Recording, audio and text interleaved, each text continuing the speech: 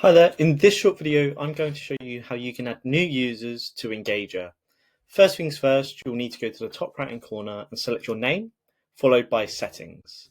And then at this point on screen, it's under system users, but you can also use the search bar in order to quickly filter that.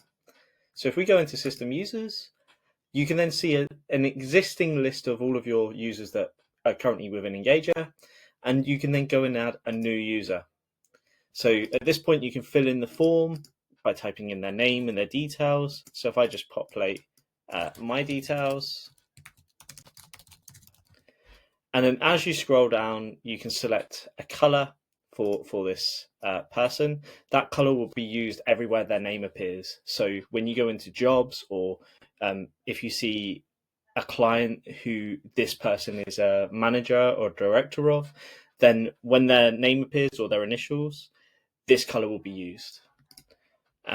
You've also got the ability to select a department, roles, a supervisor, and their access level. Now, if they are a user, they will be able to have specific permissions set. I'll show you that in just a second. And on this page, we also have the ability to enter the number of working hours per week and the charge out rate per hour and cost to practice per hour. Now, these three fields are used for time tracking and for billing purposes. And then if you click into permissions, go down on a granular level and start changing all of the individual permissions as to what this user can and cannot do. Yeah, so there's quite a few there. I'm not going to go through that in detail in this video.